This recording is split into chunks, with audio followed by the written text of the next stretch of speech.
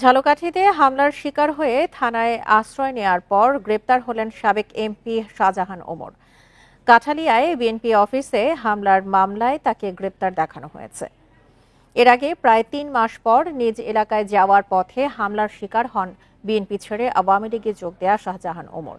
ভাঙচুর চালানো হয় তার গাড়িতে। এই সময় গাড়ির গ্লাস ভেঙে আহত হন শাহজাহান ওমর ও তার গাড়ি চালক। ঘটনার পর তিনি থানায় যান। এই খবর ছড়িয়ে পড়লে তাকে গ্রেপ্তারের দাবিতে বিক্ষোভ মিছিল করেন ছাত্রদল ও যুব দলের নেতাকর্মীরা।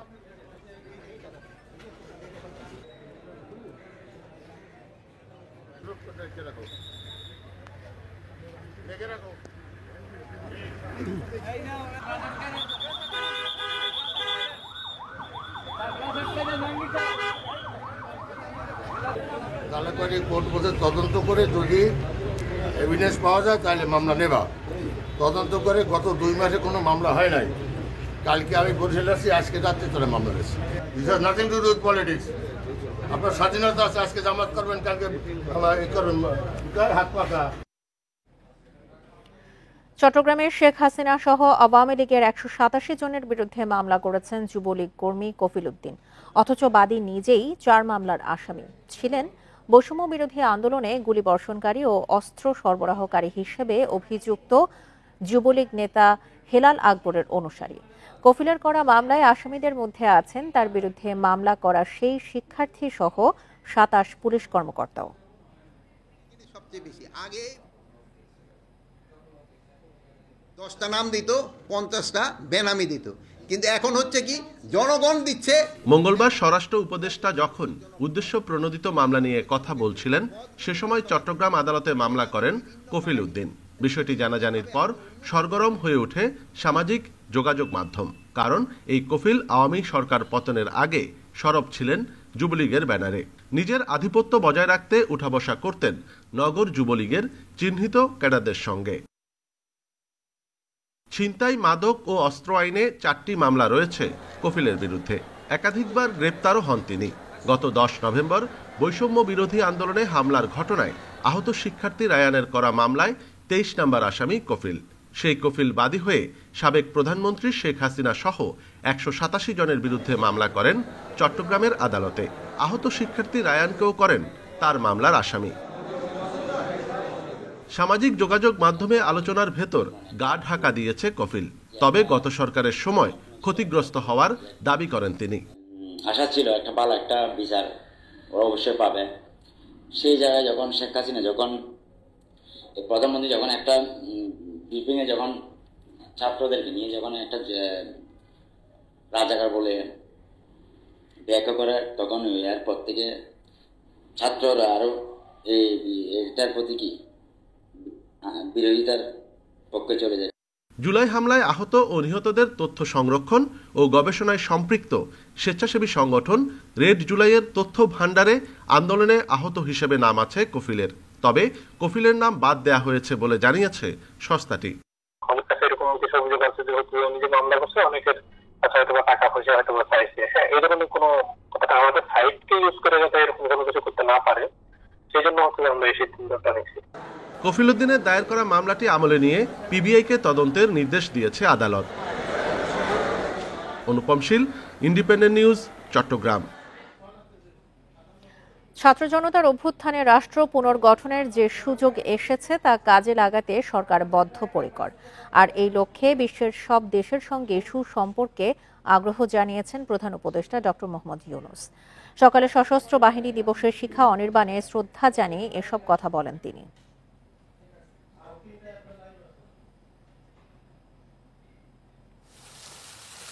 সশস্ত্র বাহিনী দিবসের সকালে ঢাকা সেনানিবাসে আসেন রাষ্ট্রপতি মোহাম্মদ শাহাবুদ্দিন ও অন্তর্বর্তী সরকার প্রধান ডক্টর মোহাম্মদ ইউনূস।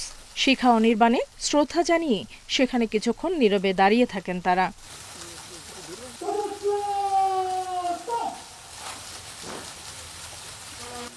এরপর শ্রদ্ধা জানান 3 বাহিনীর প্রধানরা। পরে সেনানিবাসে সশস্ত্র বাহিনী বিভাগে নিজের নির্ধারিত কার্যালয়ে আসেন প্রধান উপদেষ্টা। 3 বাহিনীর প্রধানের সঙ্গে করেন কুশল বিনিময়। এ সময় প্রধান উপদেষ্টা বলেন, ছাত্র জনতার আত্মত্যাগে রাষ্ট্র পুনর্গঠনের যে সুযোগ এসেছে তা কাজে লাগাতে অঙ্গীকারবদ্ধ তার সরকার। নতুন বাংলাদেশ গড়ার যে সুযোগ ছাত্র জনতার সাহস ও আত্মত্যাগের বিনিময়ে আমরা সম্প্রতি অর্জন করলাম, সেটাকে কাজে লাগিয়ে আমাদের সুন্দর ও সমৃদ্ধশালী ভবিষ্যৎ গড়তে হবে। বীর মুক্তিযোদ্ধা, শহীদ, আহত এবং জীবিত ছাত্র জনতার কাছে আমরা প্রতিজ্ঞাবদ্ধ থাকতে চাই। আর এ লক্ষ্যে বিশ্বের সব দেশের সঙ্গেই কাজ করতে আগ্রহী অন্তর্বর্তী সরকার। এতে গুরুত্ব পাবে জলবায়ু পরিবর্তনের প্রভাব মোকাবিলা ও বৈশ্বিক শান্তি প্রতিষ্ঠা। আমরা সকল রাষ্ট্রের সঙ্গে বন্ধুত্ব বজায় রাখব।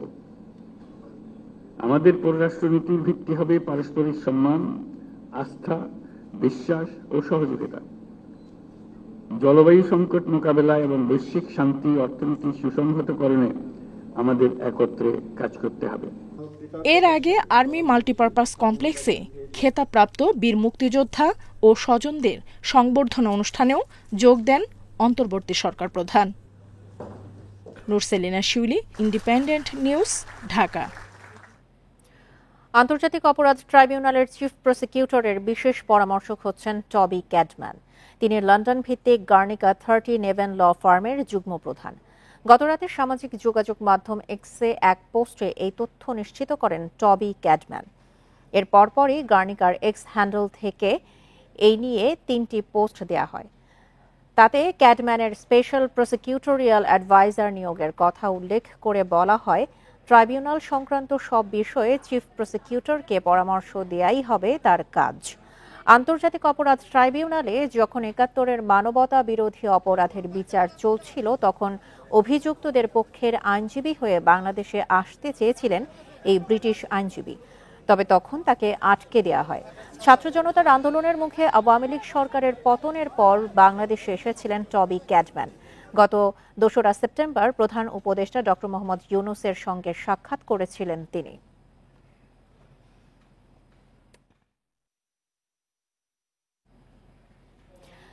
বিচারিক শুদ্ধতার জন্য আন্তর্জাতিক অপরাধ ট্রাইব্যুনালে অন্তর্বর্তীকালীন আদেশের বিরুদ্ধে আপিলের বিধান রাখা হয়েছে বলে জানিয়েছেন আইন উপদেষ্টা ডক্টর আসিফ নজরুল। সকালে আন্তর্জাতিক অপরাধ ট্রাইব্যুনাল পরিদর্শন শেষে আন্তর্জাতিক অপরাধ ট্রাইব্যুনাল সংশোধন অধ্যাদেশ অনুমোদনের বিষয়ে জানতে চাইলে তিনি সাংবাদিকদের একথা জানান। এ সময় তিনি আরও বলেন, বিচারের শুদ্ধতার জন্য কোনো রাজনৈতিক দল নিষিদ্ধের বিধান ট্রাইব্যুনাল অধ্যাদেশে রাখা হয়নি।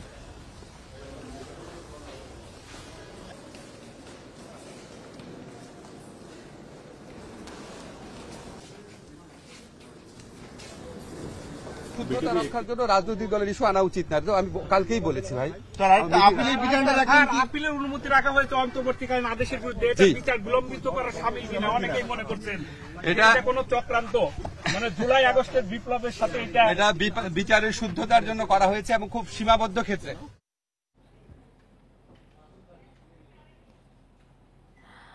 এ বিষয়ে আরো জানাতে আমাদের সঙ্গে ট্রাইব্যুনাল চত্বর থেকে যোগ দিচ্ছেন সহকর্মী জাহিদুল বাশার। জাহিদুল বাশার, বিচারিক শুদ্ধতার জন্য আন্তর্জাতিক অপরাধ ট্রাইব্যুনালে অন্তর্বর্তী আদেশের বিরুদ্ধে যে আপিলের বিধান রাখা হয়েছে, এই সিদ্ধান্তে বিচারের ক্ষেত্রে কি ধরনের প্রভাব ফেলবে?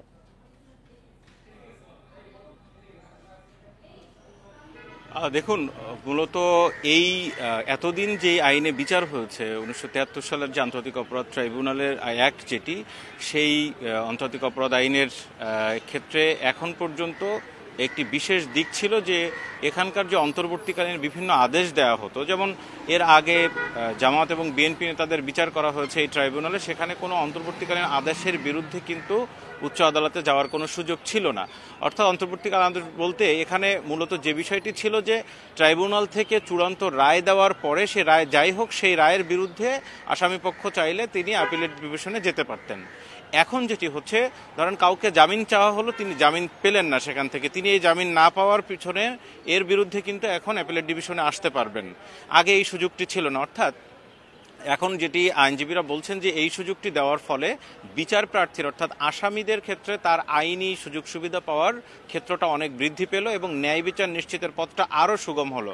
তবে এক্ষেত্রে আরেকটি বিষয় আছে, সেটি হলো বিচারের দীর্ঘসূত্রতা হতে পারে, কারণ অনেক আদেশের বিরুদ্ধে এভাবে যদি অন্তর্বর্তীকালীন আদেশের বিরুদ্ধে আপিলে যাওয়ার সুযোগ নেন আসামিরা, সেক্ষেত্রে সেই আদেশের জন্য অপেক্ষা করতে হবে, আপিল বিভাগ কি আদেশ দেয় সেজন্য অপেক্ষা করতে হবে। সুতরাং সেই সব বিষয়গুলো নিয়েই কিন্তু বিভিন্ন সময় বিচার কাজে বিঘ্ন সৃষ্টি হবে, এটি খুব স্বাভাবিক। কিন্তু তারপরও আমি অনেকগুলো আইনজীবীর সাথে কথা বললাম, অনেকজনের সাথে, তারা বলছেন যেহেতু এটি হচ্ছে কত সময় লাগলো একটি বিচার প্রক্রিয়া শেষ করতে সেটি নয়, মূলত যে বিষয়টি দেখতে হবে সেটি হচ্ছে যে এই বিচারের ক্ষেত্রে ন্যায় বিচার নিশ্চিত করা হয়েছে কিনা। ট্রাইব্যুনাল চত্বর থেকে জানাচ্ছিলেন আমাদের সহকর্মী জাহিদুল বাশার। ডিসেম্বরের মাঝামাঝি ভারতের পররাষ্ট্র সচিব বিক্রম মিস্ত্রির নেতৃত্বে ঢাকা সফরে আসছে দেশটির এফওসি সংক্রান্ত প্রতিনিধি দল। বাংলাদেশ ভারত ফরেন অফিস কনসালটেশনের পরবর্তী পর্বে যোগ দেবেন তারা। একে দুদেশের মধ্যে সম্পর্ক স্বাভাবিক করার প্রচেষ্টারই ইঙ্গিত মনে করছে ঢাকা। পররাষ্ট্র উপদেষ্টা মোহাম্মদ তৌহিদ হোসেন রাষ্ট্রীয় সংবাদ সংস্থা বাসসকে বলেন, তার বিশ্বাস ঢাকা দিল্লির স্বাভাবিক দ্বিপাক্ষিক সম্পর্কের দিকে অগ্রসর হচ্ছে। এফওসি হবে সে পথে প্রথম পদক্ষেপ। এরই মধ্যে দুপক্ষই সম্পর্ক উন্নয়নের প্রতিশ্রুতি ব্যক্ত করেছে উল্লেখ করে তৌহিদ হোসেন বলেন, ভারতের সঙ্গে সম্পর্ককে ঢাকা যেমন গুরুত্বপূর্ণ মনে করে, ভারতের জন্য তা ব্যতিক্রম নয়। এফওসিতে বাংলাদেশ প্রতিনিধি দলের নেতৃত্ব দেবেন পররাষ্ট্র সচিব মোহাম্মদ জসিমউদ্দিন। দলটিতে ঐতিহ্যগতভাবে স্বরাষ্ট্র, বাণিজ্য, পানি সম্পদ ও খাদ্যের মতো গুরুত্বপূর্ণ মন্ত্রণালয়ের ঊর্ধ্বতন কর্মকর্তারা অন্তর্ভুক্ত রয়েছেন। এই সফরে ভারতের পররাষ্ট্র সচিব পররাষ্ট্র উপদেষ্টা তৌহিদ হোসেনের সঙ্গে সৌজন্য সাক্ষাৎ করবেন বলে আশা করা হচ্ছে।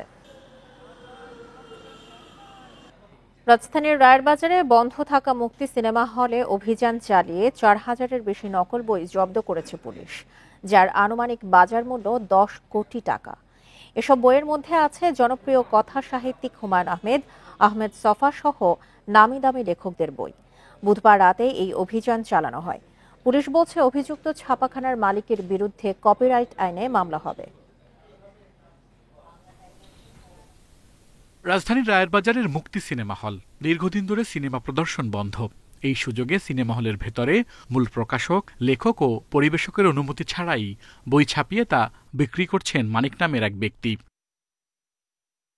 প্রকাশকদের তথ্যের ভিত্তিতে ছাপাখানায় অভিযান চালায় পুলিশ। এ সময় হুমায়ুন আহমেদ, আহমেদ ছফা সহ বিখ্যাত লেখকদের জনপ্রিয় বই ছাপানো নকল বই পাওয়া যায়। একাদশ ও দ্বাদশ শ্রেণীর পাঠ্য বইও মিলে। প্রকাশকরা বলছেন, নিম্নমানের কাগজে ছাপিয়ে বা ফটোকপি করে অবিকৃত প্রচ্ছদে বিক্রি হচ্ছে সব বই। এ বিষয়ে পাঠকদের আপত্তি না থাকলেও ব্যবসায়িকভাবে ক্ষতিগ্রস্ত হচ্ছেন প্রকাশকরা। এখানে মিনিমাম 200 প্রকাশনী, হেন কোনো প্রকাশনী নাই, হেন কোনো জনপ্রিয় বই নাই যা সে নকল করে না। সরকারি বই থেকে শুরু করে ক্লাস 6, 7, 8 এর বই থেকে শুরু করে যে নকল করে তার নাম হচ্ছে মানিক। ট্যাক্স পেয়ার অর্থাৎ ট্যাক্স দিয়ে সরকারিভাবে আমরা সব কিছু করে আসছি। আমরা কোনো ধরনের প্রফিট করতে পারি না। আমরা রাস্তায় হাঁটি, আমাদের চোখের সামনে দোকানদাররা ডুপ্লিকেট বই মানে পাইরেসি বই সেল করে আমরা তাকায় থাকা ছাড়া আমাদের কোনো উপায় থাকে না। পুলিশ বলছে অভিযুক্ত মানিকের বিরুদ্ধে কপিরাইট আইনে মামলা হবে।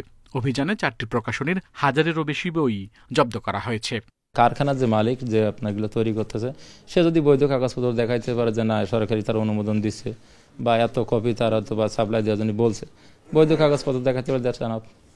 আর যদি আপনার বৈধ কাগজপত্র দেখাইতে না পারে, আমি কিন্তু স্যাম্পল স্বরূপ নিয়ে যাচ্ছি সরকারি বই, তো যদি এটা যদি বৈধ কোনো কাগজপত্র দেখাইতে না পারে তাহলে আমরা তো সব জব্দ করবো।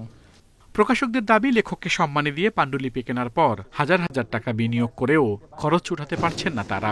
এর প্রধান কারণ নকল বই পাওয়া যায় কম দামে। আল আমিন হোসেন, ইন্ডিপেন্ডেন্ট নিউজ, ঢাকা। আওয়ামী লীগ সরকারের বাতিল করা 5ম শ্রেণীর বৃত্তি পরীক্ষা 2026 সাল থেকে আবার শুরু হচ্ছে। আর চলতি বছর থেকেই বার্ষিক পরীক্ষা নেওয়া হবে প্রাথমিক পর্যায়ে। আগামী 2রা ডিসেম্বর থেকে এই পরীক্ষা নিতে প্রস্তুত স্কুলগুলো। প্রাথমিক ও গণশিক্ষা মন্ত্রণালয় জানিয়েছে, বার্ষিক পরীক্ষায় শিক্ষার্থীদের মূল্যায়ন হবে 4 স্তরে। চলতি বছর প্রাথমিক পর্যায়ে প্রথম থেকে তৃতীয় শ্রেণী পর্যন্ত নতুন শিক্ষাক্রমে পাঠদান শুরু হয়। তবে গত ৫ আগস্ট ছাত্র জনতার আন্দোলনের মুখে শেখ হাসিনা সরকারের পতনের পর এই শিক্ষাক্রম বাতিল করে দেয়া হয়। এই অবস্থায় শ্রেণীভিত্তিক মূল্যায়নের পাশাপাশি বার্ষিক পরীক্ষাও হবে। ফলাফলে থাকবে 4টি স্তর। এর মধ্যে 39 নম্বর পর্যন্ত সহায়তা প্রয়োজন স্তর, 40 থেকে 59 পর্যন্ত সন্তোষজনক, 60 থেকে 79 পর্যন্ত উত্তম এবং 80 থেকে 100 নম্বর পর্যন্ত অতি উত্তম স্তর। এদিকে আগের শিক্ষাক্রমের ভিত্তিতে 2026 সালে পঞ্চম শ্রেণীর বৃত্তি পরীক্ষা হবে। এখন যেহেতু আমরা 2010 এবং 11 জাতীয় শিক্ষাক্রম রূপরেখে আমরা ফিরে যাচ্ছি প্রয়োজনীয় অভিযোজন সাপেক্ষে বা পরিমার্জন সাপেক্ষে, এবং এর সাথে মিল রেখে আমরা প্রাথমিক বৃত্তি পরীক্ষা নেওয়ার জন্য প্রাথমিকভাবে সিদ্ধান্ত গৃহীত হয়েছে। বাট এটি এই বছর আমরা কার্যকর করব না, কারণ আমাদের ক্লাস 4 এবং 5-এর পাণ্ডুলিপি আরও পরিমার্জন হবে। শিক্ষকরা জানিয়েছেন এরই মধ্যে বার্ষিক পরীক্ষার প্রস্তুতি নেওয়া হয়েছে, সিলেবাসও শেষ পর্যায়ে। এই বিষয়ে আমাদের নির্দেশনা অলরেডি চলে এসেছে, আর 2 তারিখ থেকে এটার এক্সামটা শুরু হবে। সেকেন্ড টার্ম থেকেই মোটামুটি এটা নিয়ে আমরা প্রস্তুত ছিলাম। বিগত সরকারের মতো বারবার সিদ্ধান্ত পরিবর্তন না করে যথাযথ গবেষণার তাগিদ দিচ্ছেন শিক্ষা গবেষকরা। কম্পিটেন্সিগুলো তারা অ্যাচিভ করার কথা সেগুলো তারা অর্জন করছে না অধিকাংশ ক্ষেত্রেই, এবং এটা যেমন সংখ্যার দিক থেকে ঠিক তেমনিভাবে স্টুডেন্ট যদি আপনি ধরেন গ্রাম শহর বিভিন্ন সাবজেক্ট বিভিন্ন ক্ষেত্রে এগুলো কিন্তু এক ধরনের গ্যাপ রয়ে গেছে। তো এখন এই গ্যাপটা ফুলফিল করাটা হলো আপনার মূল টার্গেট। এদিকে 2026 সালের জন্য প্রাথমিকের শিক্ষাক্রমে পরিবর্তন আনার কাজ শিগগির শুরু হবে বলেও জানিয়েছে মন্ত্রণালয়। নূরে আলম, ইন্ডিপেন্ডেন্ট নিউজ, ঢাকা। ঝালকাঠি 1 আসনের আওয়ামী লীগের সাবেক সংসদ সদস্য শাহজাহান ওমর গ্রেপ্তার হয়েছে। এর আগে রাজাপুর থানায় বিক্ষোভ করে যুবদল ছাত্রদলের নেতাকর্মীরা। এ নিয়ে ঝালকাঠি থেকে যোগ দিচ্ছেন সহকর্মী আব্দুর রহিম রেজা। রেজা, এর আগে আমরা দেখেছি যে যুবদল ছাত্রদলের নেতাকর্মীরা বিক্ষোভ করেছিল এবং শাহজাহান ওমরকে পরবর্তীতে গ্রেপ্তারও করা হয়েছে। এখন সেখানকার পরিস্থিতি কেমন দেখছেন, আর যারা এখন পর্যন্ত বিক্ষোভ করছেন তারা কি বলছেন?